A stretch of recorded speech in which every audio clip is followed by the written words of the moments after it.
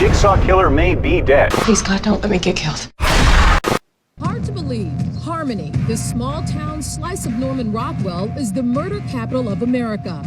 The Valentine's Day celebration approaches, and it's been nearly 10 years since this God-fearing community was shaken to its core when local miner Harry Warden went on a killing spree, taking the lives of 22 men, women, and children before being buried alive in the very mine he once worked. But after a decade, have the residents of Harmony been able to recover from the trauma? Jilted lever with the screw loose? More than one screw, wouldn't you say? What happened to you? He was attacked. By who? Harry Warden. Harry Warden is dead. It's a copycat, just some sick fuck. Sarah, I've been working the past 72 hours. When would I have time to play psycho? Axel wants you to think that it's me, but it's not, okay? I don't think you know what he's capable of. Tom has been at a mental institute for the past 7 years. He is not the guy you grew up with. He ain't a good kid. Leave the kid alone. He's back because of you. You were responsible. He wants you. What, you think I was Harry Warden or something? Hey, Michael, check this out. Shoot him! He's right there! Nobody else here! He's right there! Shoot him! Sarah, you gotta shoot him! Shoot him now! Shoot him!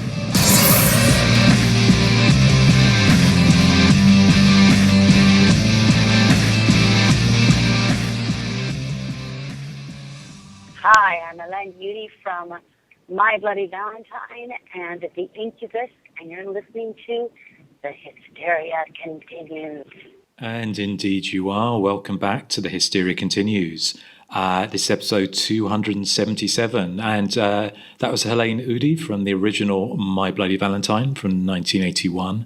But we're covering the 2009 remake, My Bloody Valentine 3D, although we will be talking a little bit more about the original, obviously in comparison to the remake. And also we're very excited that we have an interview with Armando Munez about his novelization of the original 1981 film. So that's a fantastic interview with Armando coming up a little bit later. So, but yeah, we're back in the room and back recording. So how are we all doing? Erik, how are you doing? I'm doing good. Excellent. A man of few words. Yes. Well, the only exciting thing in my life at the moment is I'm tumble drying some towels. Okay. Well. Oh, that ties in actually to My Bloody Valentine. The It tumble dryer. does. Yeah. Well, what's going to be in there when you open up the door, I wonder? Well, I'd take an educated guess that when I open it up, it'll be towels. Not Toya with her face all bloody and red and boils. I would never put Toya in the dryer. Well, so what about you, Nathan? Any domestic chores going on today? No, we had friends over last night, so we did all our cleaning and all that good stuff. So today it's raining here. I have no plans but to watch movies. Excellent. Okay. Well, we'll be talking about what we've been watching recently shortly. But Joseph, how are you doing this fine morning? A lot better than I have been the last couple of months. Seems like things have kind of slowed down for me. So today it is raining, just like it is at Nathan's, and I am going to edit this episode so I can put it on Patreon tonight. Excellent. Okay. Well, we're excited to be covering all things My Bloody Valentine, both 1981 and 2009, shortly. But before we do that, again, in time-honoured tradition, let's have a quick chat about what we've been watching recently. So, Nathan, have you managed to catch anything you'd like to tell us about? The only thing I've had a chance to watch recently is last night when our friends came over, we watched Violent Night, which, I'm watching it in February, but, that's me. I'm a rebel. What can I say? I don't play by anybody's rules, not even my own. You're a rebel without a cause, just like that boy in that popular movie I saw. That's Simpsons, Justin. Is it? Okay. I never get the Simpsons references, even though I did actually watch the Simpsons quite religiously for a number of years, but maybe I was drunk.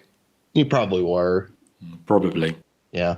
But I enjoyed Violent Night. It's a fun action movie. Definitely, I wouldn't call it a horror, but I wanted to mention it just because it's like a fun, cheesy, like campy kind of movie, but it's kind of meant to be. Very enjoyable. I guess my only thing is it's one of those movies for me that I would have been fine with it being an hour and a half. You know, I know I say this a lot. I know. And I don't know if my attention span has just gone kaput or if it's just the fact that all my favorite 80s movies were like 90 minutes and under. But I just, that to me is a good movie length. Some of your favorite movies are 60 minutes. Well, yeah, I mean, I even like shorter movies. We prefer your shorter movies as well, Nathan. You know, I feel like you're insulting me. You wouldn't. I would never insult you, Nathan. Never. I will. Don't you dare. But yeah, I'll say that you know, overall it was good. For me, it was too long. I would have preferred a you know, like a shorter film. You know, that's how I like my action horror movies. What can I say? But yeah, definitely check it out if you like action movies. Has Erik and Joseph, have you seen Violent Night yet? No. No, I know it's Die Hard with Santa Claus, which, you know, sounds up my alley, but I haven't gotten around to it yet. Yeah, it's got the Santa. I think Erik would enjoy coming down his chimney, I imagine. Ooh. And he gets shirtless at one point. Well, why didn't somebody say this to me before? Yeah, he gets shirtless, so I'm like, I think you'll like him. Okay, well then it's a definite watch. I saw it before Christmas, and I don't know, maybe I wasn't in the right mood, but I didn't quite connect with it. It felt like it kind of pulled its punches a bit. It kind of wanted to be like it wanted to be like really gory and violent, but it didn't quite go that route. But yeah, I need to rewatch it at some point, manage my expectations. Although I did read there's a sequel going to be coming quite soon anyway, or in the near future. So anything else, Nathan? That was it. Okay. Erik, how about you? The only thing really horror related that I watched since we last recorded was the documentary In Search of Darkness Part 3.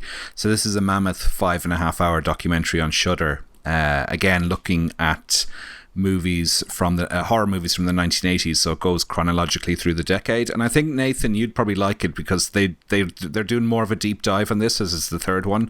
So you have films in it like Boarding House, Blood Rage, Slumber Party Massacre 2, Creepazoids, Sorority Babes in the Slimeball Bowl-orama, and Sleepaway Camp 2 are all discussed in it. So I think you'd get a kick out of it, Nathan. Oh, that's amazing. Mm-hmm. Yeah, so that's the type of, like, they're going for sort of, well, dare I say, lower tier movies, ones that wouldn't have been the obvious ones to cover in the first two parts of the series. In terms of other stuff I watched, just a quick plug that I was on Meeps, Michael Ferrari's retro movie podcast. We recorded last week covering the first 6 Star Trek movies with the original cast, so that's out sometime this month.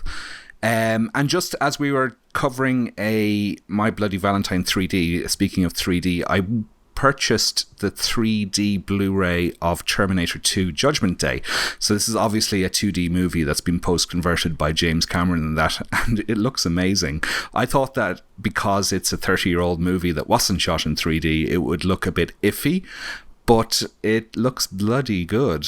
The 3D is really quite effective. There's lots of shots of Arnold Schwarzenegger holding a rifle out the screen, and it really sort of pops out of the screen. It was really impressive. I was really, it shut me up about my moaning about 2D to 3D conversions, because this proves they can be done and done right. Yeah, so, if you get like $20 billion like James Cameron, you can do anything. It does, yeah, and he has Titanic back in cinemas in 3D this week as well, but I probably won't go see that. Well, no, I might try and pick up that Blu-ray at some point, because I'd say we just moved I finally moved into our house, renovated house, so we've got a very big room for projecting onto a wall. So with the projector, and the 3D capabilities. So fingers crossed. Might pick that up as well. So anything else, Erik? No, that's it for me, horror-wise. Oh, sorry, I did see Megan as well, which okay. I know the last time we'd recorded, I think only Nathan had seen it, and I thought it was a lot of fun. Not so strong at the horror end, but that didn't bother me at all. It's kind of it's quite a funny movie in a way. It's sort of poking fun at this sort of modern type of parenting where you give a kid an iPad and leave them to do their own thing for hours, and this takes that to the extreme. But yeah, I thought it was really, really great fun, and another sort of winner from, is it James Wan? Did he direct this one, or no? He just executive produced it. Okay, yeah, but it has his kind of touch on it. So, you know, the way he can do these sort of really slick multiplex horror movies like *Malignant* and things like that. So, yeah, I really enjoyed it. Anyone else seen it? Yeah, I did watch it. Apart from Nathan? I did watch it. I don't remember if I talked about it. I think it was just Nathan, but I liked it, but I felt it, you know, it pulled a lot of its punches. This is a case where I think this film would have been better with an R rating. Originally they were going for an R rating, and I think they went back and did reshoots to tone it down a bit. Yeah, and it just feels kind of neutered. I mean, it's not bad. I mean, it's certainly watchable, and I had some a degree of fun with it, but it could have been a lot better, if I'm honest. That's just going from memory because I think I've kind of forgotten most of it. It's been so crazy around here. But yeah, I did enjoy it for the most part. But people were kind of comparing it to *Malignant*, and I don't think that's accurate because for one, I enjoyed *Malignant* a lot more, but I think *Malignant's* a lot crazier. And I was a little disappointed that Megan wasn't as crazy as I'd been led to believe. So yeah, it's so-so. It's worth one watch. I really enjoyed it. I like the fact that the lead character, the adult character, the girl's aunt, is really quite flawed. She's not painted as this goody two shoes. She's like terrible. She's so aloof. A lot of the stuff is her fault. Yeah. Justin, did you get a chance to see it? Yeah, I saw it, and it was actually playing at the multiplex just down the road from us in original language. So we caught it there, and it was it's a lot of fun. I don't know. Again, it may have just been the mood I was in when I watched it. I didn't get as much from it as I was expecting to. It felt a little bit slight. But having said that, it kind of reminded me of all those kind of 90s movies like Man's Best Friend. You know, those kind of, it was very formulaic, which of course we're talking on a slash movie podcast. So formulaic isn't necessarily a bad thing. I enjoyed it well enough. It's just, yeah, I don't know. I was expecting a little bit more from the hype. I think, again, it's one of the victim of those movies, a bit like Barbarian, where, you know, if you get suckered in by the hype, sometimes you can go in with expectations a little bit too high.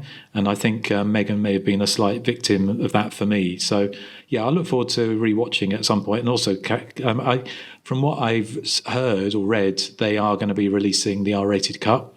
So, you know, expanded version.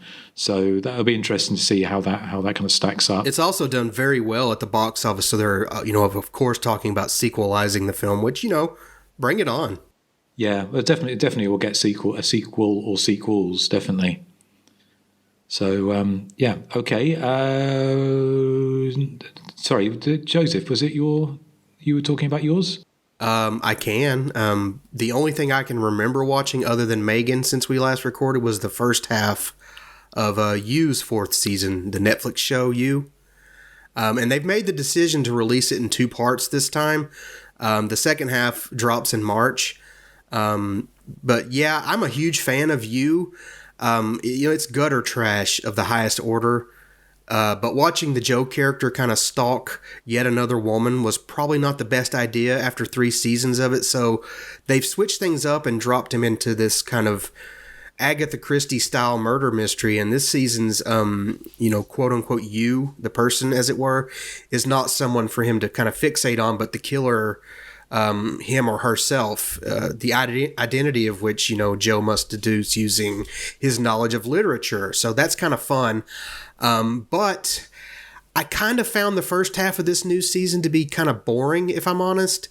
I mean, Joe always has a foil for each season, and they kind of take that away from him, and it reduces a lot of the tension that made those first 3 seasons kind of watchable. Since we don't know the identity of the killer until the very end of the first batch of episodes, it's basically kind of Joe's inner monologue poking fun at detective movie cliches, which is amusing in its own right. But I don't know. The characters that are getting bumped off here, they're probably the snottiest of all the characters from the show so far. And that's what You does. It kind of takes these stuck up, kind of rich, snotty characters and puts them under Joe's microscope, as it were. And here, even he couldn't kind of, dissect them properly. And I didn't care who died or who turned out to be the killer. And Penn Badgley as Joe, I mean, he's always dependable, but I feel like even he couldn't quite carry the first half of this season on his shoulders. So I don't know. I'll definitely watch the second half of You's fourth season because I love the show. But I was, sorely disappointed in the first half, especially after that long wait getting to there. Did any of you guys watch it, Justin? No, not yet, because we have no internet at the moment. So I'm relying on. I'll talk about it in a minute about what I've been watching. But so I've not been able to stream anything at the moment. But didn't you mention it was possibly had like a slasher movie or slasher kind of setup, or not really? Was it more of an Agatha Christie sort of 10 little Indians style? Yeah, it really reminds me of something like Knives Out, but with more. You don't really see the murders. You see like Joe discovers a body with a knife in its throat or a knife in its torso, and he has to figure out who's doing it. He has to play detective. So there's not much of a slasher bent to it. I mean, I guess there kind of is. And I was really looking forward to that kind of murder mystery aesthetic, but I don't know. It seems kind of like old hat by now. And I think the show is starting to run out of gas. I think it's time to kind of, give Joe his ending. So I think the next season should probably be the last if they want to kind of maintain that kind of quality going out. But I was just disappointed. I mean, I love the first 3 seasons, but this one so far, Okay, well, fair enough. I take it Erik and Nathan have not watched that yet. No. Okay. Joseph, anything else? No, I think that's it for this week. Okay, right. Well, the reason I say we're waiting on our internet to be installed. So we've been going back. I've got my hard drive full of movies I've downloaded.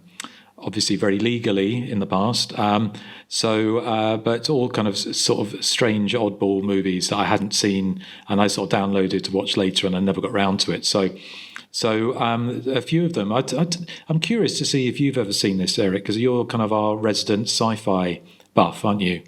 But I watched the 1975 movie A Boy and His Dog with Don Johnson. Seen it, yeah. Mm-hmm. You have, yeah. So I hadn't seen it, but for some reason in my mind, I thought it was almost going to be like a kid's movie. And it very emphatically isn't a kid's movie in so much it's sort of set. It's kind of like a proto Mad Max, sort of set after World War IV. And Don Johnson plays this young man who has a dog who has developed the power to talk. And their adventures, which mostly seems to be him going around trying to find women to rape, which is not something that would obviously fly today. And it seemed that even in 1975, it was kind of a strange choice for a protagonist in a kind of quite big budget movie. And then it's kind of one of those, sometimes what I love about those kind of 70s movies, it feels like all the drugs that were taken in the 60s have finally caught up with the filmmakers. So in this one, he kind of ends up finding an underground world full of people dressed up like clowns with clown makeup on.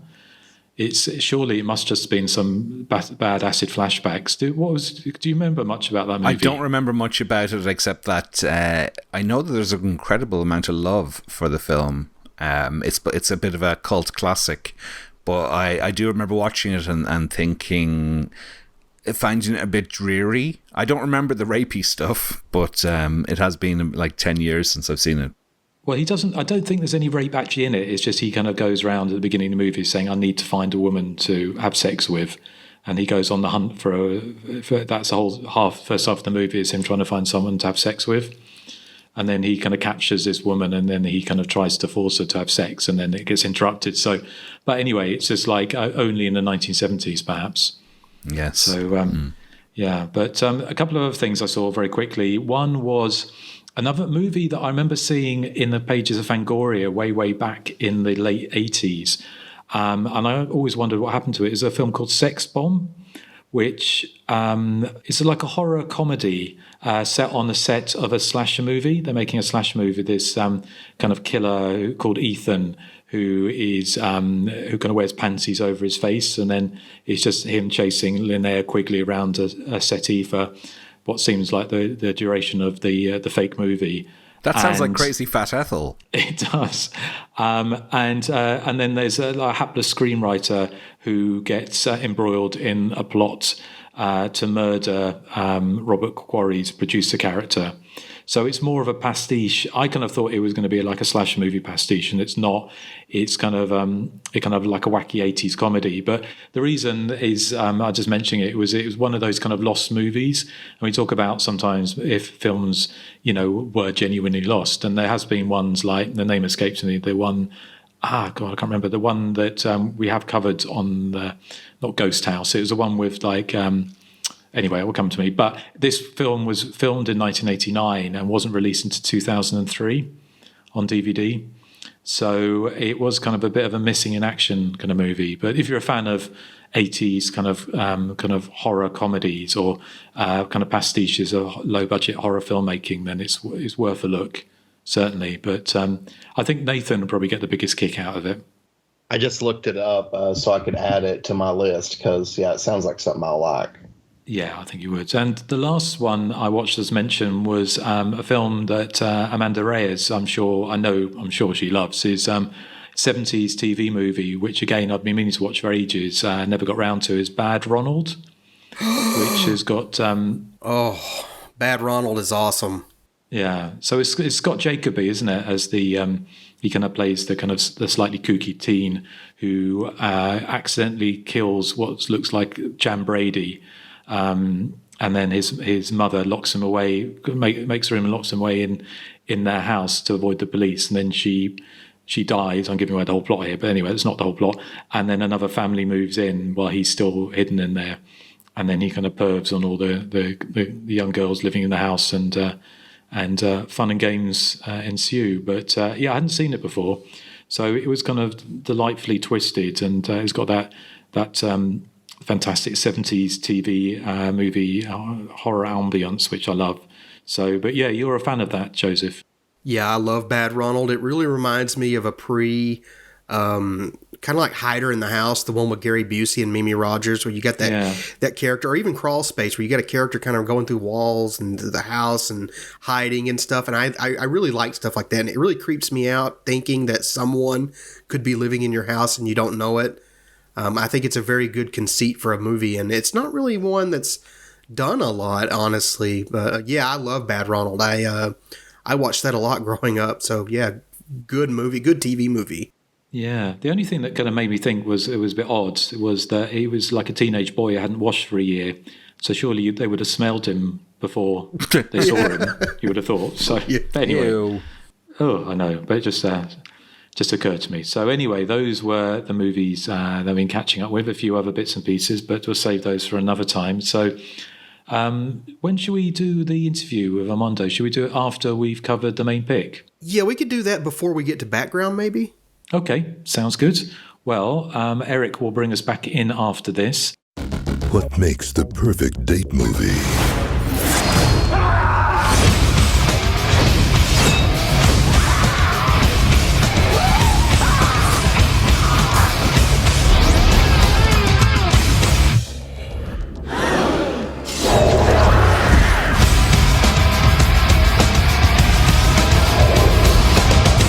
Bloody Valentine 3D. Kind of romantic in a sick kind of way. The town of Harmony would like to forget its horrific past. 10 years ago, after a tragic mining accident, Harry Warden awoke from his coma on Valentine's Day and brutally murdered 22 people with a pickaxe before being killed himself. Now, after years of peace, there's a killer on the loose again, wearing a miner's mask and brandishing a pickaxe. Has Harry Warden returned from the dead? That is the blurb from my 3D Blu-ray of My Bloody Valentine 2009. Now, this to me is definitely one of the better remakes from this era. Now, it probably does help that it's in 3D because, like Nathan, I am a sucker for a 3D movie. The movie itself doesn't even have to be of the best quality as long as the 3D is good, and the 3D is very good in this film. I suppose one thing this film does miss, that is missing from the film, I should say, is that the original 1981 version had characters in it that you really felt were from a small town and working in this coal mine. They felt authentic. The actors that they've employed for the remake do feel like they've been airlifted in from the beaches of LA to star in this film. Particularly Axel, played by Kerr Smith as the county sheriff. He just looks too young, although having looked up his date of birth on IMDb, he was 36 or 37 when this was filmed, so he probably was old enough to be a sheriff, but he just doesn't look it. I'm probably so used to seeing old grizzled sheriffs in these types of movies that it's a bit jarring to see this sort of young teen pin-up as a sheriff. I thought the film opened with a real bang. It has that massacre at the start. It's like a mini slasher film in its own right. It has some spectacular moments, like the eyeball being popped out with a pickaxe, and that head being bisected by the shovel. The bulk of the film then takes place 10 years later, and it's really slickly done. I think the pacing of the film is spot on. It's probably a bit too slick, I suppose, is my complaint. If there is a complaint about the film, because I do enjoy it, but it's very slick and polished, whereas there was kind of a rough around the edges feel to the original one that gave it kind of this earthiness that it's hard to sort of pinpoint exactly what the differences are, but there's something quite slick and Scream-like, I suppose, about this remake. But some of the stuff in it is really, really good. The supermarket chase, I think, is brilliant. It's really suspenseful, really well done. Some of the death scenes are incredible, particularly like Tom Atkins' death scene. Spoiler alert, he doesn't make it to the end of the movie. The mine location itself is probably a bit underused. It became such an important component of the original movie, whereas here it's not on screen all that much. And when it does, it doesn't feel like the sort of labyrinthine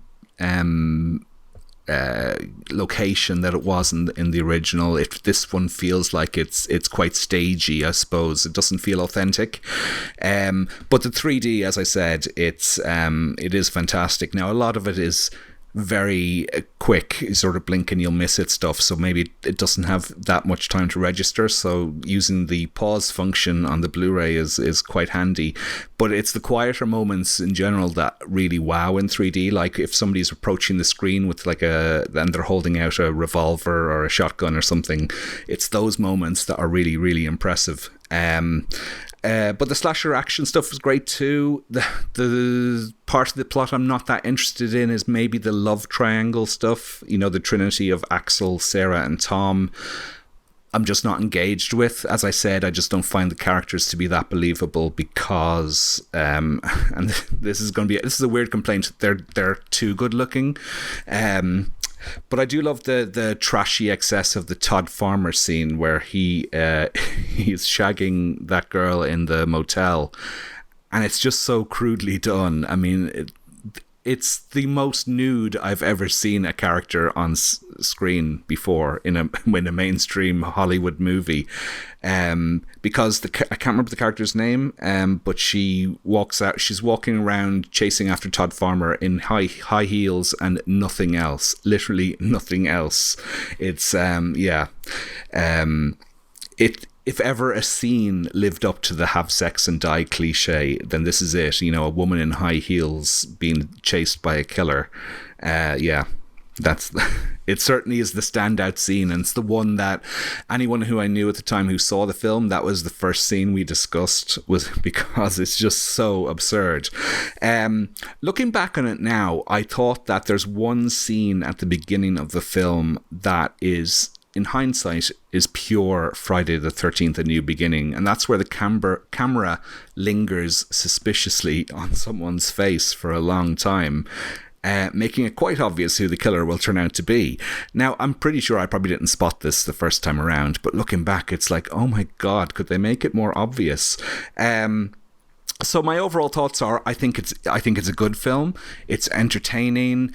It's certainly miles better than the Halloween or Nightmare on Elm Street remakes. It's better than the Friday the 13th remake. It's probably, actually, now that I think of it, it's probably the best of all the slasher remakes that came out around that era, the late noughties. I think the 3D, it really helps it to make it a kind of a repeat viewing thing for me. I think without the 3D, I probably wouldn't be as into the film as others may be. But yeah, so I think it's a really solid film. I do miss kind of the more realistic characters that they had in the original, and I think the mind setting is underused. But otherwise, I think it's pretty darn good. Joseph, you were quite enigmatic about what your thoughts were going to be on this film when we were messaging each other during the week. So, do you have a surprising opinion on this? Well, My Bloody Valentine 3D, I probably mentioned it before, but I foolishly took a girl who was blind in one eye to the original 3D showing. Oh my God. Yeah, which was a boneheaded move, and for some reason it never occurred to me that she couldn't enjoy the 3D, but to be fair, she made the suggestion, so perhaps, I don't know, maybe she's just looking to make me happy, I don't know, but we both somewhat enjoyed the movie, but the 3D, I remember giving me a headache at the time, and it may have been the fault of the theater itself and not necessarily the movie, but I haven't seen the 3D version since, and I watched the 2D version a few years later, and it yielded a much better experience, but still, I thought the movie then was just okay, and watching it again for the show, I'm pretty much in the same position. It's an okay movie, but not a great movie, or really even a good one, in my opinion. I mean, if you loved that small town kind of friendly, jovial working class atmosphere of the OG My Bloody Valentine, you're going to be disappointed with the remake. And the same goes for the characters, who are a lot more, I guess they're a lot more flawed here, but they're undercooked. Jensen Ackles as Tom, I mean, he's a curious case in hindsight now. Having recently become a fan of Supernatural, on that show, he's hilarious, he's charming, and he's kind of dangerous. And here he's playing against that Dean Winchester type, and he often looks or acts like he's a lost, confused puppy. And I commend him for trying to do something different, but it doesn't really. Justin would take him in. Yeah, I commend him for doing something different, but it doesn't really work here. And I guess, him acting like a lost, confused puppy makes sense considering the ending of the film, but I don't know, it doesn't make for an engaging lead character. And, the characters who find themselves at the end of Harry Warden's pickaxe, they're kind of the like you said, of the Friday the 13th Part 5 variety, in that they make absolutely no attempt at fleshing them out before they meet their maker. I mean, they mostly just wander on screen for a minute or two before getting impaled. OG characters like Happy, Hollis, Patty, and even the mayor and the chief, we don't get characters like that here. We mainly follow the three leads in this bland love triangle. But you're not really rooting for any of them to live happily ever after. I mean, they're all kind of low-key scumbags. I mean, the sheriff is cheating on his girlfriend. Tom is, spoiler alert, the killer. And ultimately, that's my problem with My Bloody Valentine 3D. It has excellent chase scenes. Like you said, that nude chase scene is fantastic. And the death scenes are good. I mean, it's slick. It's a cinematic production, but it's all... I don't know, Eric. It's just so empty. There's no one really to identify with, and the reveal with the Harry Warden minor thing not only lacks that punch of the original because we cared about who turned out to be the killer in the original, but they use a very tired. I mean, it's so tired, a cliche that wouldn't feel alien in something like Fight Club. Yeah, I mean that's pretty much what you're getting here. It's a studio movie thrown together without a lot of soul. It's more or less kind of a watchable and not boring film, but the replay value for me personally, it's just not there. I don't think the film has the heart, no pun intended. I think the heart is missing. So, it's perfectly watchable. It's not bad. I would recommend it to someone who's looking for a quick 90-minute way to kill time. But, I personally, I just can't get past the fact, past the divide in quality from the original to this one. And I hate to compare films because I think this film should stand on its own, but I don't really think it does all that well, if I'm honest.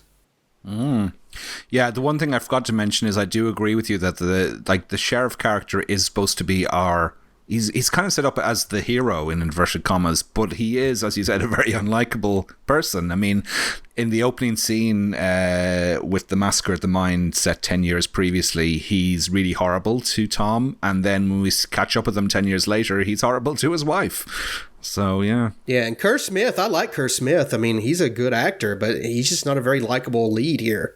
No, well, that's probably the writing more than him. So, again, blame the writers. Todd Farmer. Nathan, what do you think? Well, personally, I loved it. I thought it was great. From beginning to end, there were just the body count was huge. I mean, I feel like there's something like 20 deaths in the first 10 minutes. So yeah, the body count's huge. It's got excellent chase scenes, like the one you guys mentioned with the naked lady, aside from her high heels. And there's also the one Erik was talking about, the grocery store chase scene, which, I just brings back shades of Intruder, which I love as well, by the way. But yeah, it's a good, entertaining film. I personally liked all the characters. I did think that it was a little predictable as to who the killer was going to turn out to be. Again, like Erik said, but in general, I found the movie to have some inventive death scenes. Like I said, it's got a really big body count. The 3D was fun. And yeah, I just had so much fun with it. I just think it's an excellent movie, like a popcorn flick. And so, yeah, I mean, it gets 2 thumbs up from me because it's got all the ingredients that I like in a slasher movie. And it, like I said, it just amps that body count up 5 or 6 notches. So, yeah. And the shovel impalement death was great, by the way. Okay. Thank you, Nathan. Justin, what do you think? Well, I can really clearly remember seeing this at the cinema because it was one of the first, not the first 3D movies, obviously, but one of the first crop of those 3D movies that sort of came out, around that time, and seeing the Lionsgate logo with the cogs turning in 3D. And I remember in the cinema, everyone was going, "Whoa!" And in fact, actually, I mean, ironically, the 3D Lionsgate logo possibly was the best 3D in the whole movie. But it's still, I remember having a lot of fun with it. And I agree. I think it's probably the best of the that kind of era of the remakes. Certainly miles ahead of the Rob Zombie Halloween and the Friday the 13th. It's kind of strange because I can definitely see where you guys are coming from as far as the movie.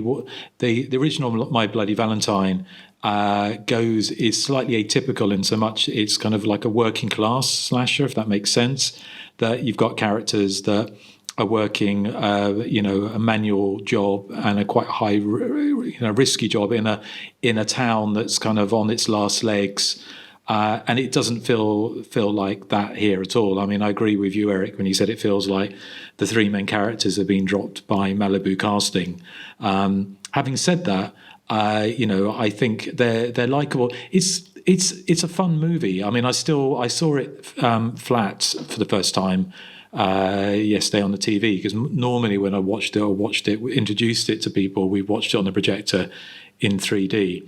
And I think it loses something flat for me, is because also it's a funny thing about watching 3D movies when they're flat, like Friday the 13th Part 3 or Jaws 3D, is that the 3D gags look so contrived when they're watched in 2D, but when 3D they kind of work.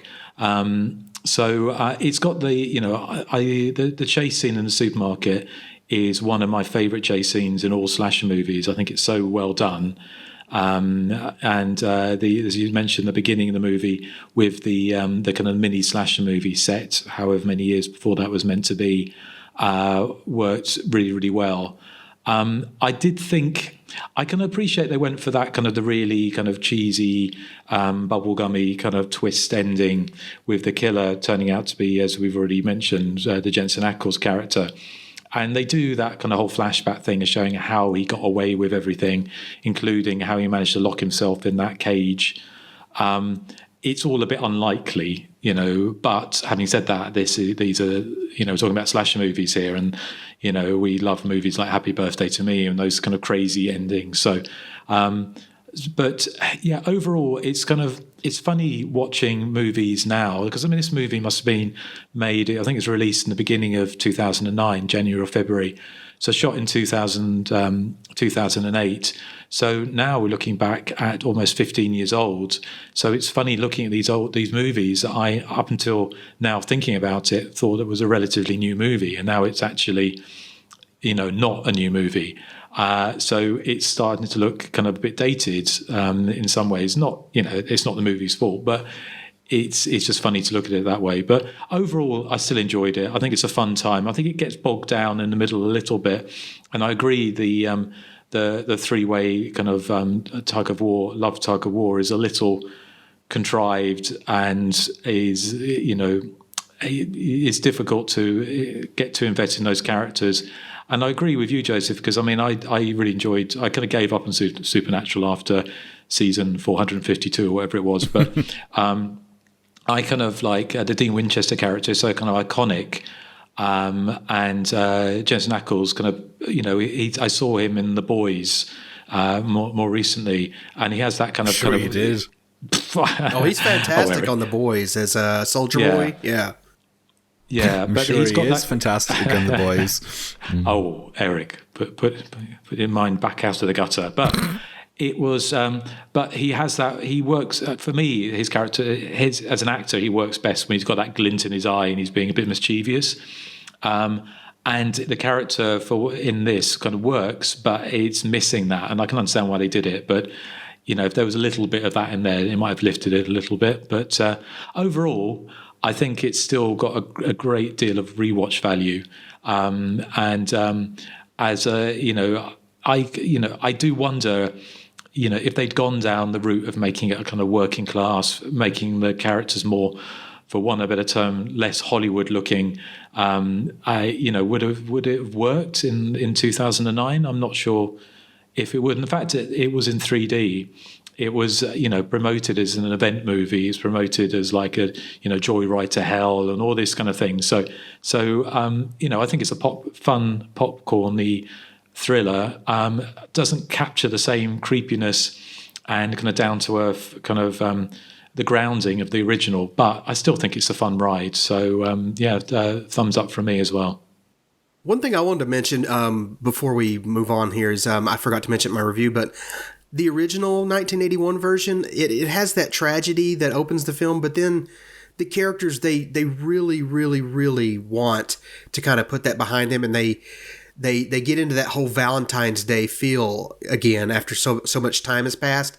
And I think that's missing from this film. You don't really get the sense that it is Valentine's Day. I mean, everyone seems so dour and not in love with one another. It just, I don't know, it's missing that kind of, that joviality that makes the original, such a classic. That Valentine feel is really missing here. Yeah, and even though the effects in this are really good and the kill scenes are really good, but for me, there's nothing to top like the scene of, is it Sylvia is the character's name, getting impaled in the shower head, or the old woman in the tumble dryer, which still wow me more in the original than they do anything in the sequel does. And that's probably the fault of CGI, where things tend not to wow you anymore because you've sort of seen every special effect that can be done at this stage. So is anything left to say? I mean, obviously we can talk more about it in context with some background, but did you want to take a break and cut to the interview with Armando? Yeah, this is an interview with a good friend of mine. I've known him for almost as long as I've known Nathan and Justin, but it's Armando Munoz.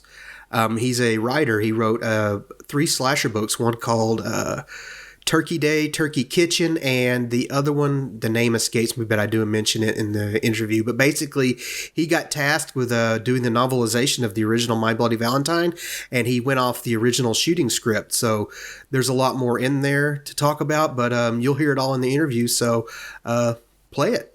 Every February 14th, Harry comes back to town. His pickaxe stained with blood, waiting in the shadows of the Henniger mine, just for someone to kill. All right, I'm chatting with Armando Munoz, author of Hoarder, Turkey Day, and Turkey Kitchen. And I think it's safe to say his latest book is, well, what can you tell us about the book, Armando? I think slasher fans, by and large, are going to want to hear this. This is the official novelization of the 1981 slasher classic, My Bloody Valentine. Awesome. And how did you land the gig? I mean, you've got George Mihalka's blessing and involvement, so am I to assume correctly that you essentially had connections through him, or? Not at first. The project came to me through Anthony Massey of Massey Media and Stop the Killer Games. He designed the new board game of My Bloody Valentine, as well as the just released Silent Night, Deadly Night, the game, which is another board game. And now Fright Rags is selling that one. And the My Bloody Valentine game comes out in the next few weeks. So he was the one who approached me with the idea. He had that great belief that people still want to read books, and that so far as novelizations went, My Bloody Valentine was one that horror fans would love and never got one. And I've been wanting to do novelizations too for quite a while. And luckily Anthony had, I believe, read my first novel, Hoarder, and was a fan, and knew I had done the Turkey Day series as well, which is a slasher holiday themed horror novel series. So he approached me, and of course I was very interested. And at that point, then we needed approval from the director, George Mihalka, because this project is very much being done with his full participation through the whole process. And so I had to get his approval too. And so I had to pitch my take on My Bloody Valentine to him. And luckily, we just completely clicked on our vision of what My Bloody Valentine could be as a novel. And I believe he liked my approach to the characters and the material. And so luckily, I got his approval. An interesting tidbit about this, when we had our first discussion on it, was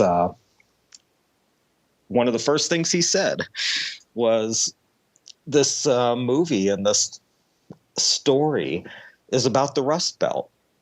And I totally got what he was talking about immediately, because that was my approach too, that this is really a story about a small working community, an industry town that's kind of going through, the beginning of its death throes. And due to just the change in the industrial age. And I love that approach. And that was my approach as well, to, make it as real and give it a place, and to approach it that way, as opposed to just coming at it straight from bloody murders.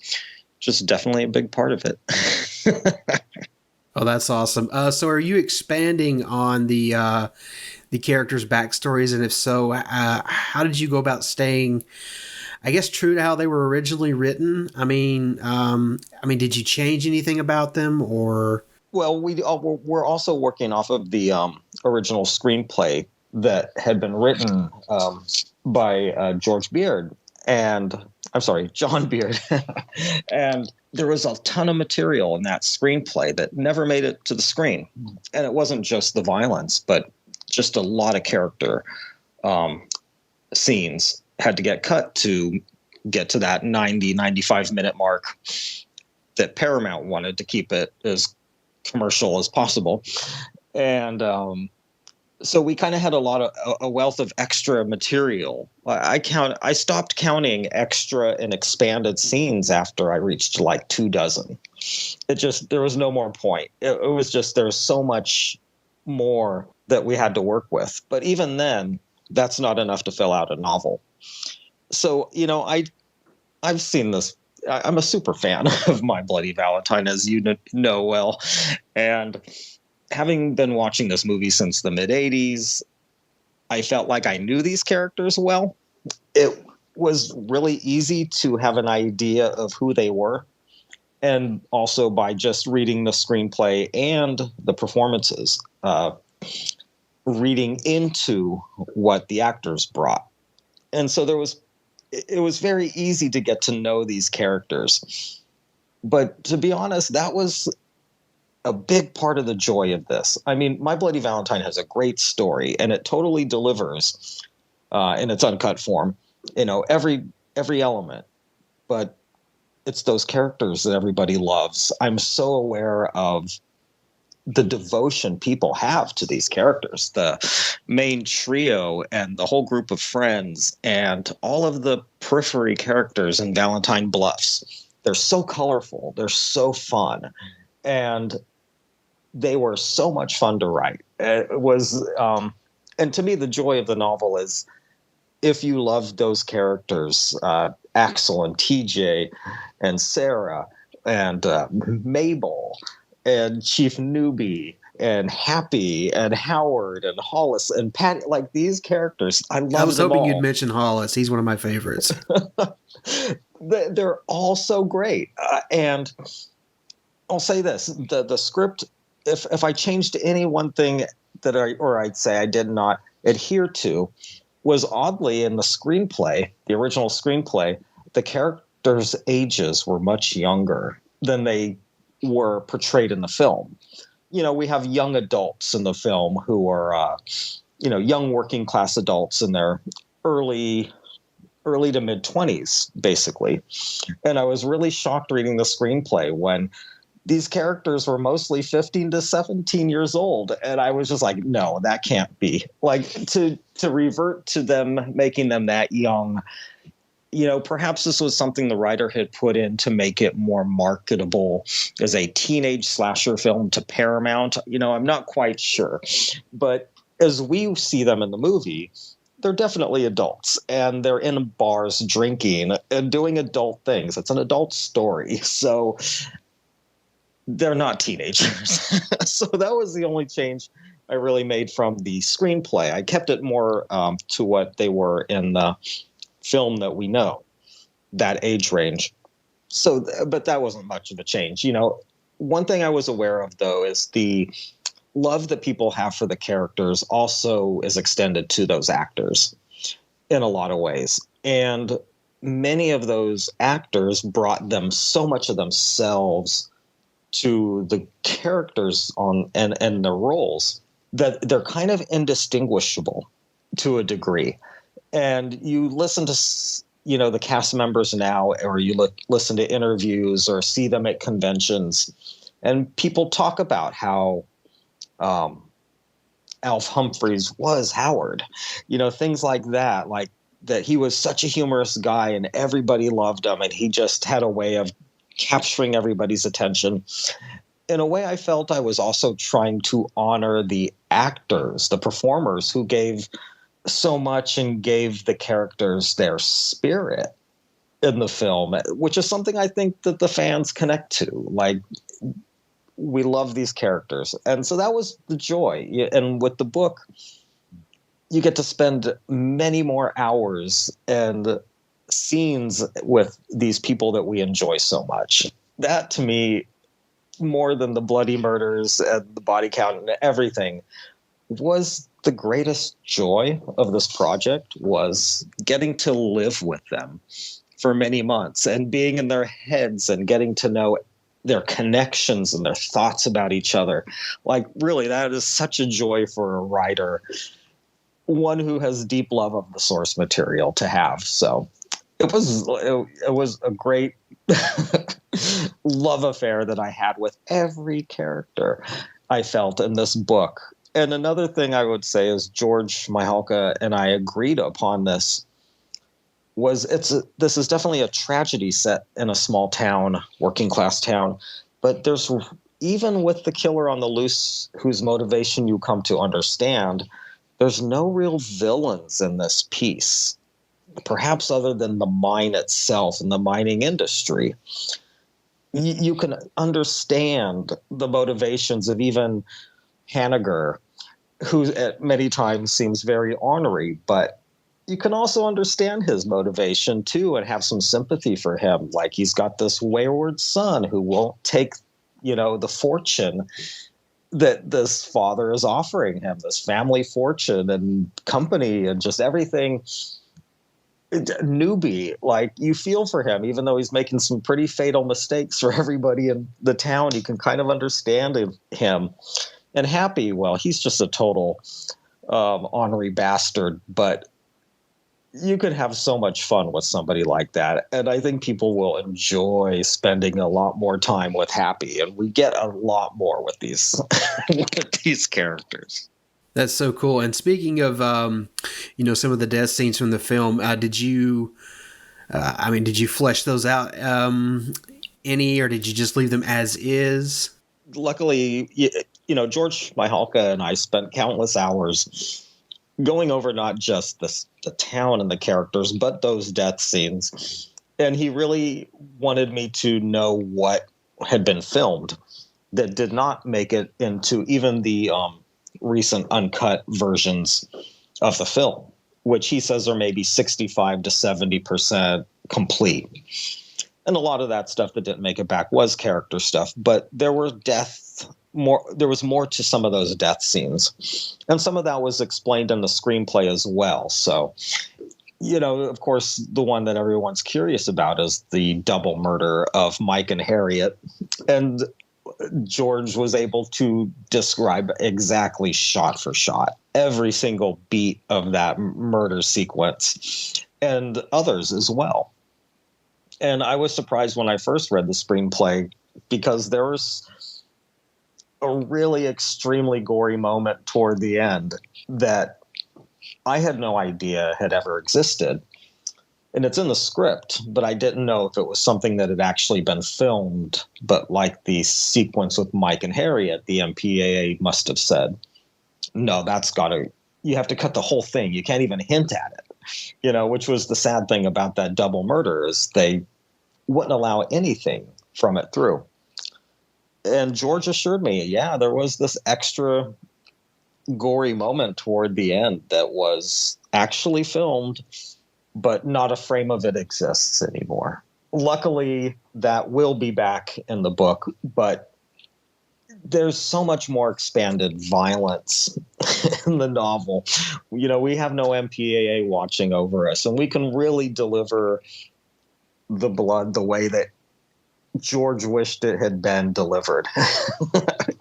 And so, some of it necessitated a few minor changes. And like, for instance, George saw the cave-in as a much bigger tragedy than was presented in the film, which is to say it was, I believe, 5 miners down there who got caved in. In this version, it's 20. So there's a lot more victims initially for Harry Warden. But, you think about what the film presented, and when Happy's telling the legend in the bar for the first time, and we're seeing these flashbacks through Happy's story, he speaks of 2 supervisors who were murdered in 1961, who Harry Warden collected their hearts. But the film only presented us with one of those murders on screen. So, of course, we're going to get both murders in the book. But there's a lot more as well. We were really able to deliver in that department. I don't want to give any spoilers. In a few weeks, the book will be out, and then people will be able to talk about everything that's in there. But at this point, up until the book actually gets to readers, we're keeping some secrets because we have big shocks and surprises in store. So in some ways, it'll almost be like seeing or reading a whole new. I wouldn't say a whole new story, but I mean, I guess that stuff is really going to add, extra special padding to the film, as it were. It adds so much. There's so much great stuff that is in the script and in George's imagination that we now get to incorporate.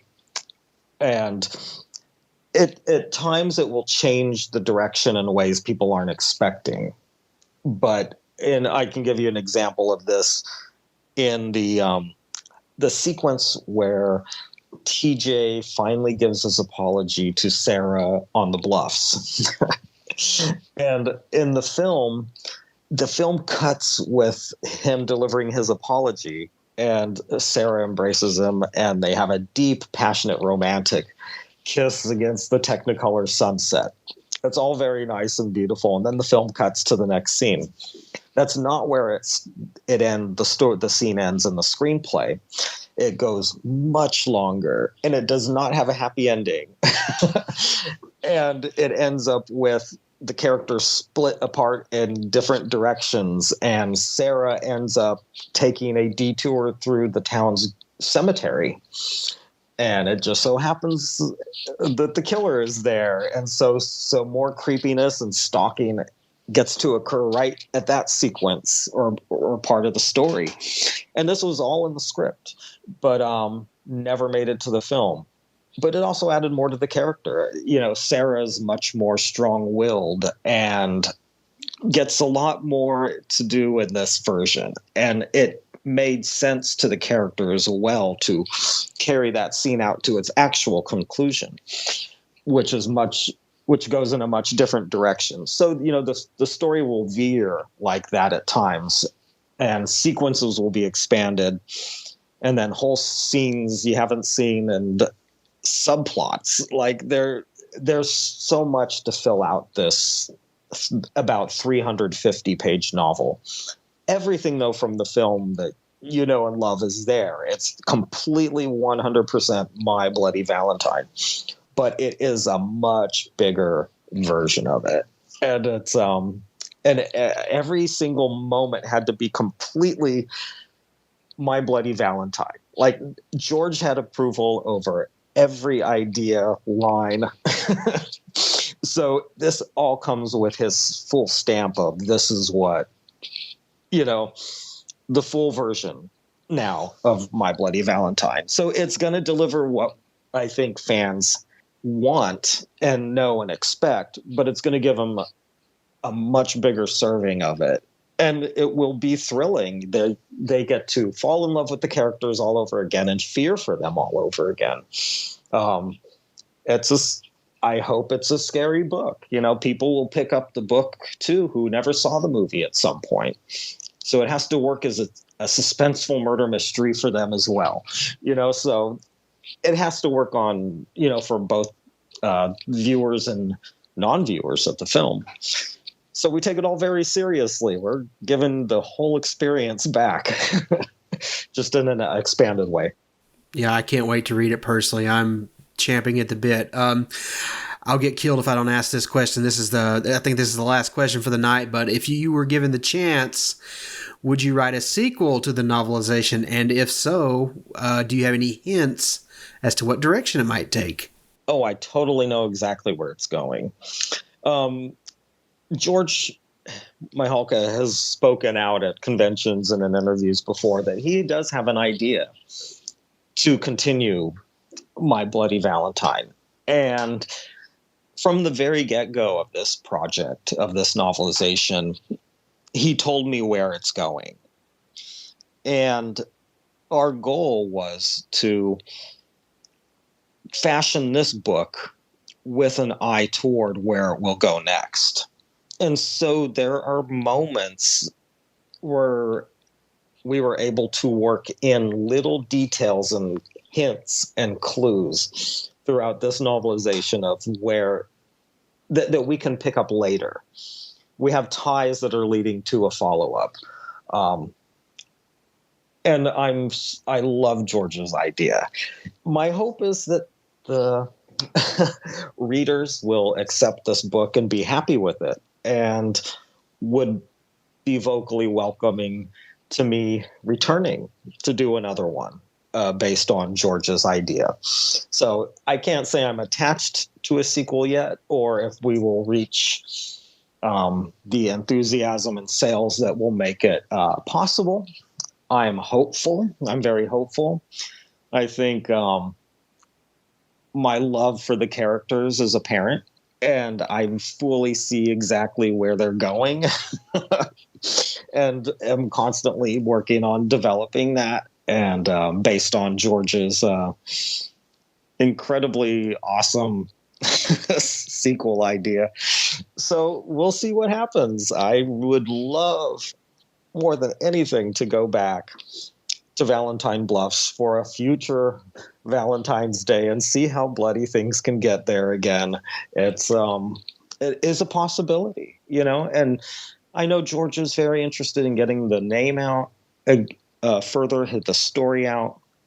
We have the board game, and he teases in the new issue of Fangoria that comes out this month. Volume 2, number 18 has an interview with George and I in it, where he previews other ways he wants to continue the franchise. And so, of course, the interest was great enough and a film company was willing, maybe this will all help lead to an actual George Mihawka sequel, which I think horror fans would love. I think they would love to see him sequelize his original film. And he's totally interested in doing it. So, this is kind of a test on if people want to take this story, take a ride with the story again. Well, I'll be campaigning hard for it, but I would love the opportunity to continue this. So it is certainly something that is in our vision. We'll see if it becomes if it can become a reality. Awesome. Well, Armando, I just want to say thanks for the interview, and I guess give the particulars. Where can our listeners find this book? When's it coming out? Any last thoughts on that? Just spill it. Well, at this point, every copy of the first run is sold out. This was originally done as a Kickstarter add-on to the board game, but you could also order the book separately. And again, we did not know what kind of interest, there might be in a book like this. And so we had a certain set number that we completely reached on this first, the first limited edition hardcover printing. There's only a few copies that are going to be available at this point, and they're going to be at a signing here in Los Angeles on February 4th at the bookstore, independent bookstore Dark Delicacies in Burbank. And it's a book signing and a board game signing. And 3 of the cast members will be there to sign the games and the novel as well. And that's the performers who played Sarah, John, and Sylvia. So they're all going to be at the signing. And there will be a limited number of the first edition, limited edition hardcover. So it's so far only this limited edition that's out. Now, at this point, we know we're going to have a paperback, hopefully coming later in the year, a much more available and affordable paperback. We just don't have a locked date or way yet to get it. So I wish I knew a way I could say now for people to just get their copy. But at this point, it's just that limited edition that's going out into the world. But we absolutely will have a way for more people to order it. Our goal is, later in the year, hopefully not too late. And we want to get it out to as many readers as possible. So that's, at this point, it might become a rare legendary thing until we can get that next step hammered out and finalized. But we'll have a way soon, I hope, to get it out to people. In this town on Valentine's Day, everybody loses their heart. All right, that was author Armando Munoz. I got to talk to him finally after 20 some odd years. I'm really looking forward to that book. It sounds great. I like you said, Justin, he keeps a lot of secrets close to his chest, but hearing about some of the stuff that got cut from the original script, like the Sarah going into the graveyard and being stalked by Harry Warden, I think that sounds fantastic. So I'm really looking forward to reading this book when the paperback version becomes available. Yeah, it's a fantastic interview with Armando. It was it's also intriguing to hear that there were more gore scenes filmed, and which disappeared, have been lost to time. So it's tempting, to think that perhaps somewhere out there in a box in someone's office are still those kind of gore scenes to be added back in at some point in the future. But yeah, no, it's fantastic, and hopefully it'll be interesting to see if it's intriguing to hear that the My Bloody Valentine as a franchise isn't dead, and there's still some hope about bringing back with the original director, like another film. Be interesting, especially now that we're seeing with those, we're seeing those kind of legacy movies, aren't we? Like the recently announced "I Know What You Did Last Summer" kind of reboot with Freddie Prinze Jr. and what's her name? Jennifer Love Hewitt.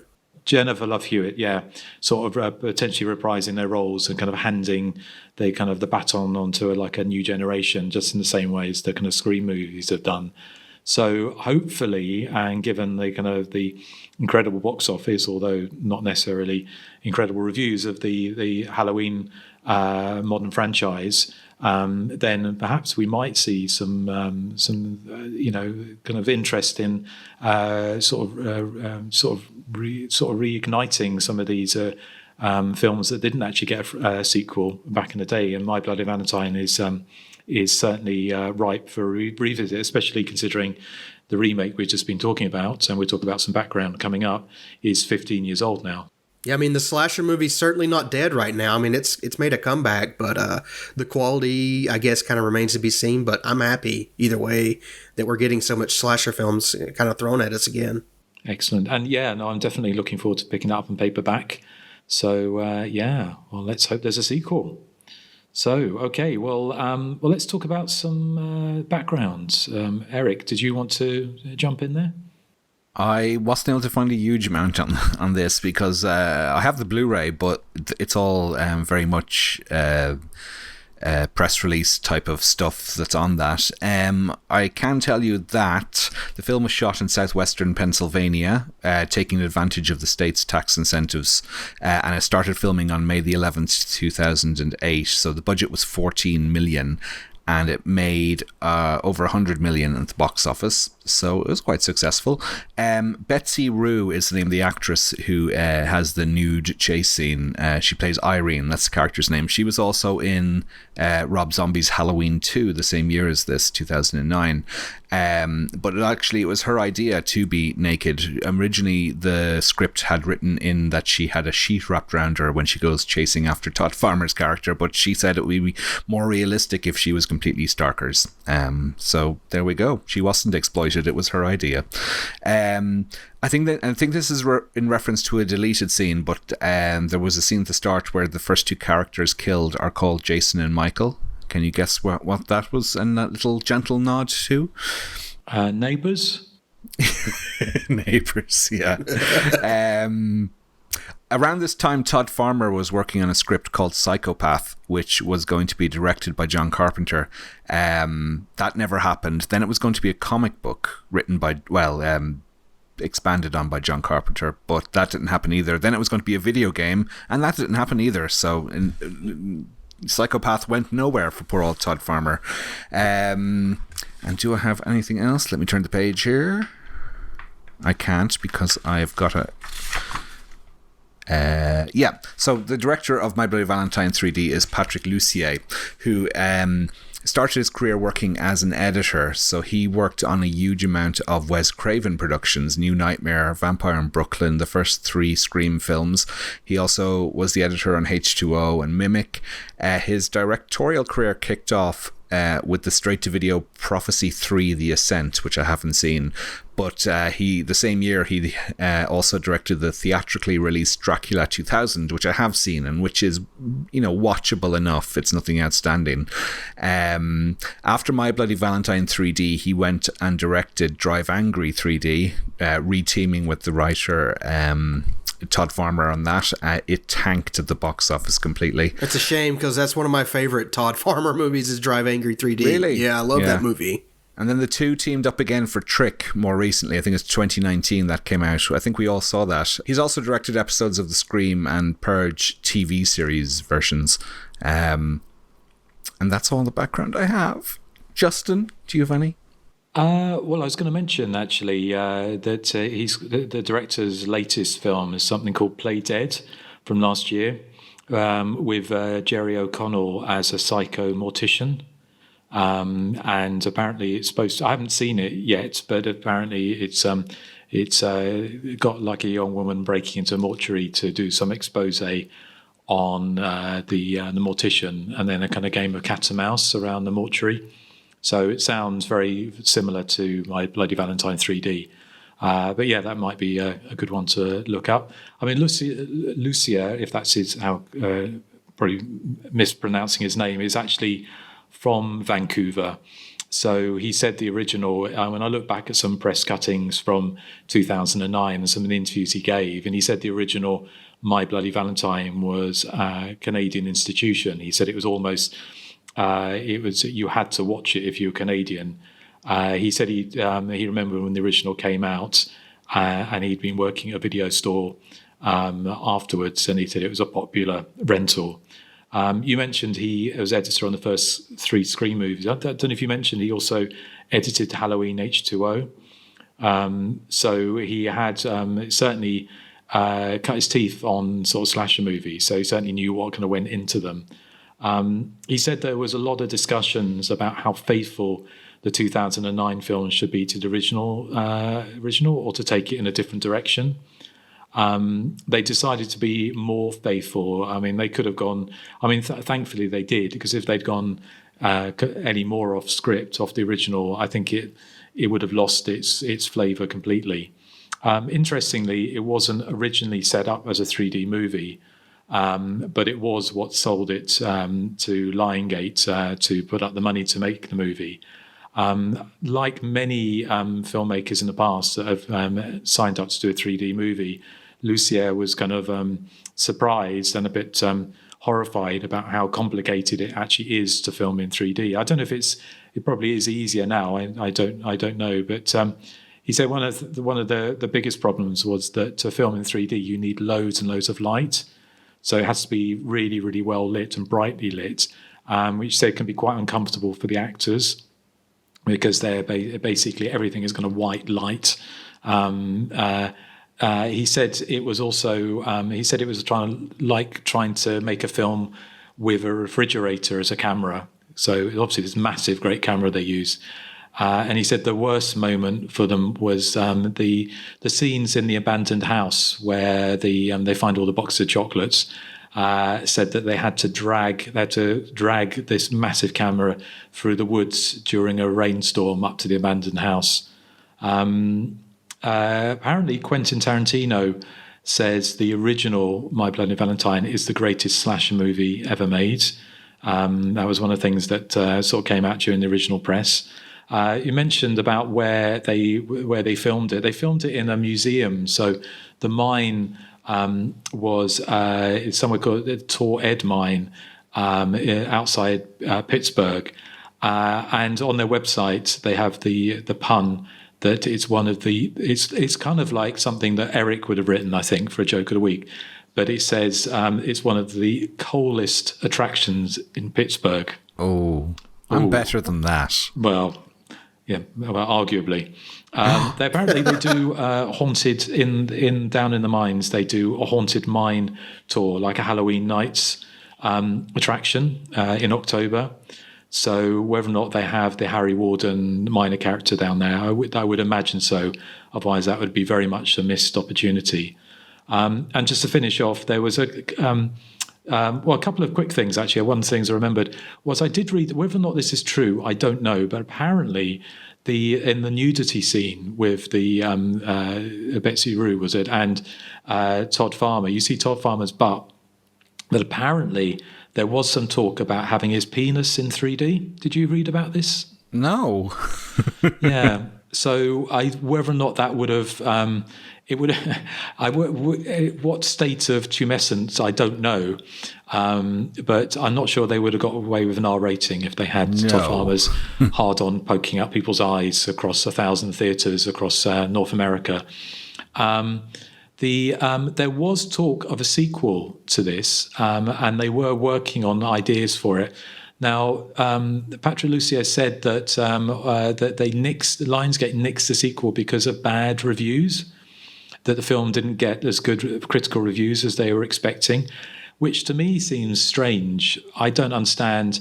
Slasher movies never get good reviews, really. No, very few of them do. So what Lionsgate would have been expecting, My Bloody Valentine 3D, with all its nudity and gore, to be a critical darling seems a bit strange.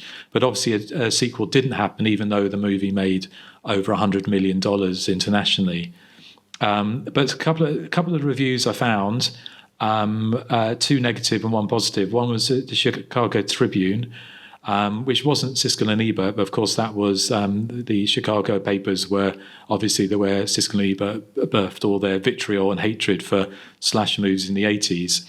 But the headline for that review was "Nonsense and nudity jump out of this wreck." So they didn't like it very much. The Times columnists criticised the film for not taking enough advantage of the 3D, saying flying eyeballs might have helped. There's some of the articles I saw from 2009. They were talking about the 3D and saying how they were going to keep the 3D quite muted and not take the opportunity to have things flying out the screen. I kind of thought it was quite gimmicky in a good 3D way. Didn't you guys think it had enough of that going on in the movie?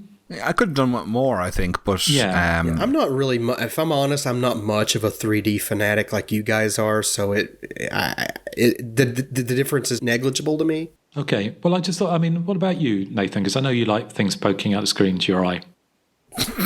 Yes, I do. And I remember when I saw this in the theater in 3D, kind of being like Erik in that I thought it was good, but I also thought it could have been better. Yeah, well, it's interesting. They said that they were toning it down a little bit, which is a shame because I think because of the first 3D movie was this the kind of first 3D movie? Was this before the Final Destination 3D movie? It was the same year as Final Destination 4, I think. Yeah, but this came out in early 2009, didn't it? January, February. So it kind of seemed, if I can remember incorrectly, it seemed to be like the first of that 3D sort of horror movies that came out around that time. Yeah, I think so, yeah. Yeah, so, but last thing I was going to say was the Desert Sun gave it a glowing review and said, My Bloody Valentine is scary, bloody, and oddly sexy. You can't beat sex and gore in 3D. So we'll leave it on a high. So I don't know if Nathan, do you have anything to add? Well, I mean, ironically, all I have is what you and Erik just read. That is ironic. That happens every week, it seems. So, but anyway, Nathan, don't worry. We'll remember next time to come to you first. Oh, okay. Yeah. Test me. Yes. So, and Joseph, do you have anything? Yeah, screenwriter Todd Farmer, he had a really shitty run of bad luck that kind of left him penniless and homeless for a while after this film was released. There's a great article that details everything if you search for the right keywords on Google, but the good news is that he's since had better luck, I believe, and he does have a roof over his head now. I mentioned Jensen Ackles on Supernatural previously. There are all kinds of nods to both his and Jared Padalecki's kind of appearances in the Not era line of slasher films, including an episode titled My Bloody Valentine and one hilarious dialogue gag where I think they're investigating a wax museum and Jensen's character says it reminds him of the House of Wax remake, which he hated. And then you see Jared Padalecki give him like this befuddled look. I thought that was kind of amusing, but yeah, like Nathan said, you guys have read all of my background. I wanted to kind of expound on that that budget. I mean, $14 million and it grossed $100 million worldwide. And they say the sequel was nixed because of critical reception. You know, like Justin said, I don't buy that. I don't know what happened. I guess we'll never know. But that's all I have. I guess it's, it's made something, I don't know, half the money in the United States, which maybe they just didn't see it having legs in the States for a sequel. I don't know, but we'll never know, I'm going to guess. Although maybe we will be getting a My Bloody Valentine legacy sequel at some point in the not too distant future. Seems to kind of regained its popularity, that franchise, yeah. So what was the kind of consensus on the group? 37 comments for the My Bloody Valentine remake, and from that, Mark Cummings writes, such a fun and enjoyable film. Some great kills at a relentless pace. It's a worthy remake in my opinion. And James Lohman says, what a waste of a remake. The three leads are insufferable, which makes the whole film a tough time to get through. The gore is pretty good, and I like the direction. Casting Tom Atkins, and I can't believe we didn't mention him. Casting Tom Atkins is always a good thing, too, but I just don't like the 2009 My Bloody Valentine. Follow us on Facegram and Instabook. Listen on Crapple, Shidify, and PooTube. See what I did there, Eric? I'm doing all kinds of crap jokes for you. And very grown up. Yeah, very grown up. And you can find us about a billion other podcatchers, both perfectly mediocre and abysmal. And if you're feeling brokenhearted this Valentine's Day, why not join us over on Patreon for lots of exciting extra content for as little as the price of a decent cup of coffee per month. Our email address for feedback and phishing scams, that's the Hysteria Continues, all one word, @gmail.com. I was going to say, we do actually have some feedback coming up. So if you've written in, listen out for yours coming up. But before we do that, let's find out if Eric's got the coldest joke of the week. It's my joke of the week. It's so great and fantastic. Why should I have inherited the Hanniger's business? Because it's mine. I like that one. That was pretty good. Thank you. Nathan, why aren't you laughing? I was on mute. Justin has a lot to say about it, obviously. Well, it was, it's time for feedback. Who wants to go first? Do you want to pause the recording now so you can run up and tell Stuart that joke? Because I know you're dying to tell him that joke. No, I think sometimes I'll wait. So, okay, well, let's get on to some feedback, shall we? Who would like to go first? I think we all have feedback this week, don't we? Yeah. I will go first. I've got a really long one. Oh, that's not what he said. This is from Richard, and he says, hi fellas, I'm a 56-year-old white democratic socialist and atheist living in a small town in North Carolina with my younger wife, our 3-year-old boy, 8 cats, and 2 dogs. It's the same number of cats as you have, Justin. It is. Coincidence? A quick note to each of you. Justin, I adore your voice and your humour. I've only been briefly to London, stayed in Camden and York, but love them both and would love to come back with my wife and child someday. I've ordered your book and will likely buy a copy for my sister, who's an even bigger horror fan than I am. I used to go to the gay clubs on goth and EDM night. What's EDM? Electronic dance music. Oh, okay. And to raves nearly every weekend, and I've danced to Susie countless times, and I even got to see her live at one of her first Lollapaloozas in the 90s. There you go. He doesn't say anything about seeing Toya, though, which is odd. I don't think she was at Lollapalooza, Toya. No. Might be but she would have been. No, she would have been played big stadiums over there, surely. Erik, my family has our roots in Ireland, as does my wife's. We travelled through the Republic back in 2019, drove the Ring of Kerry, spent the night in Cork and then at Ballyseed Castle in Tralee. Had one of the greatest meals of my life at the Half Door in Dingle, and I proposed to my wife at Killarney National Park in the gardens just behind the Manor House. We had an Irish-themed wedding as well. And everyone, listen to what Richard has to say next, okay? You ready? I'm a big fan of your jokes of the week. Thank you, Richard. It does say that, and I'm not making that up. It says it here. Nathan and Joseph, I grew up in Knoxville and in a small town near there, and most of my family still live in the area. I go back to visit every couple of months, and even though Tennessee has terrible politics these days, I still love the food and the land. I like Chattanooga too, and have gone whitewater rafting down the Ocoee River? Ocoee River twice. Have you explained the Chattanooga choo-choo goo-goo clusters or moon pies to your colleagues? I'm also a big fan of Nathan's favourite vice. What's he mean? Is it like the Death Nurse movies? Well, I think he means... What, clicking his fingers?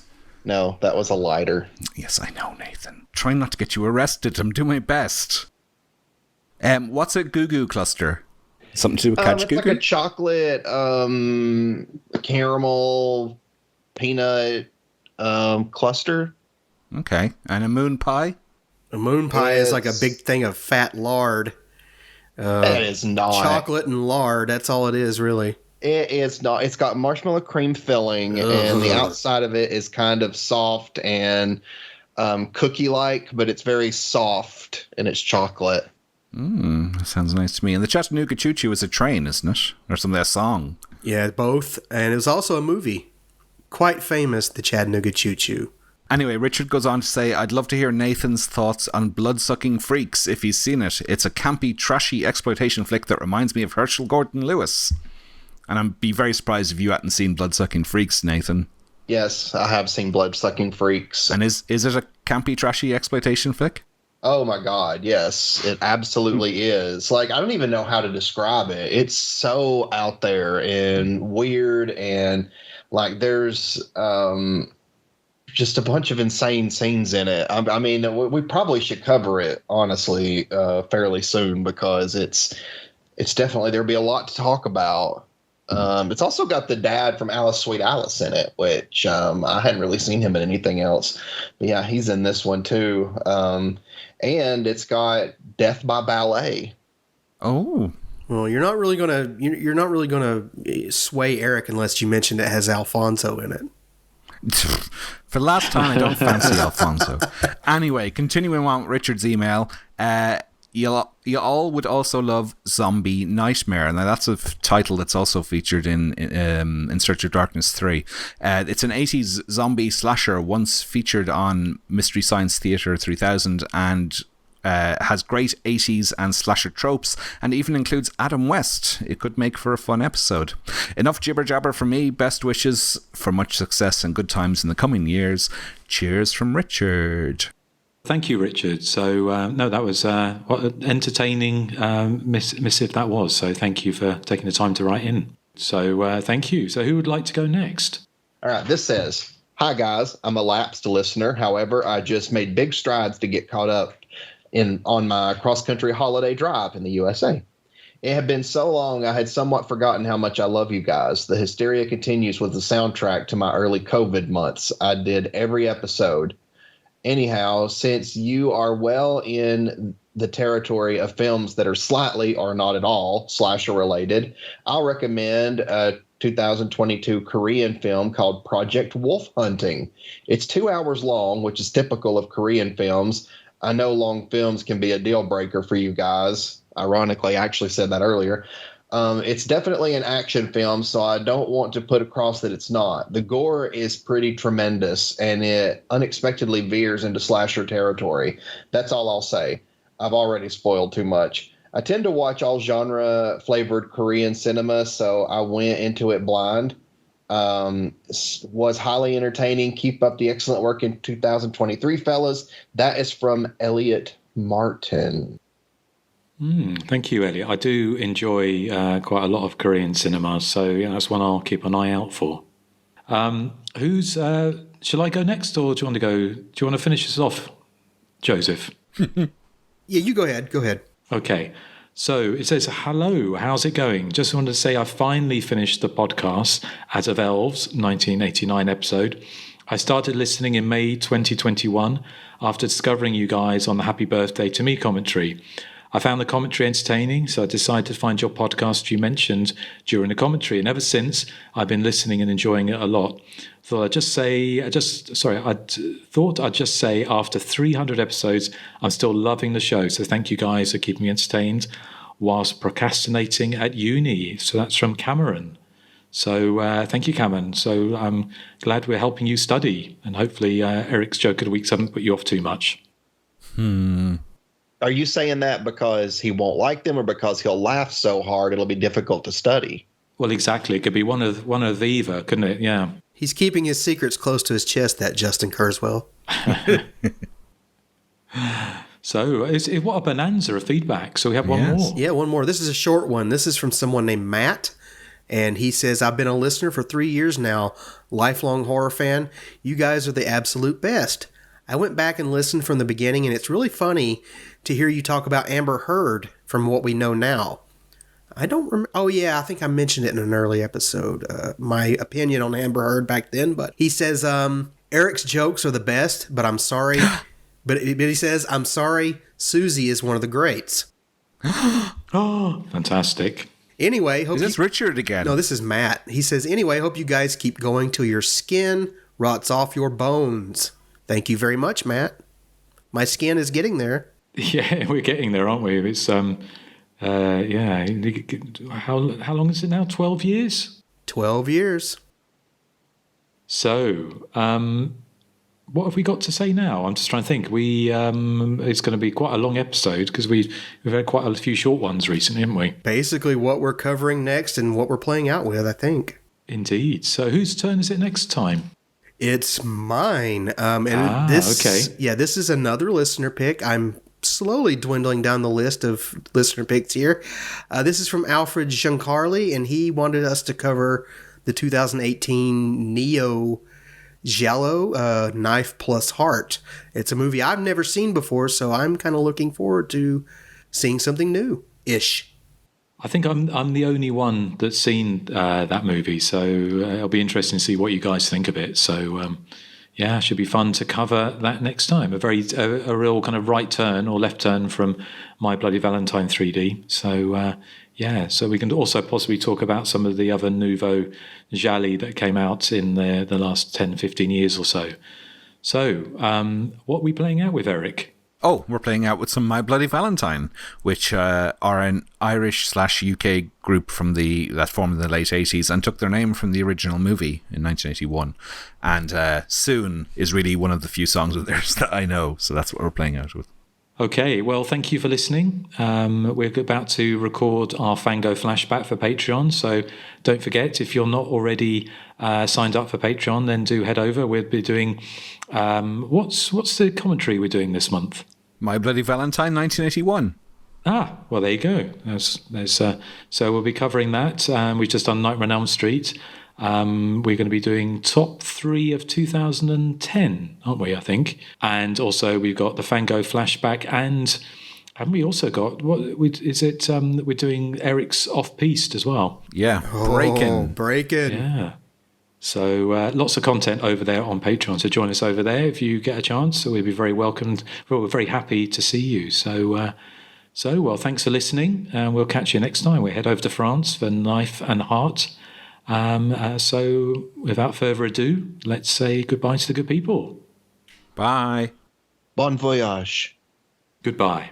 Bye. Or something.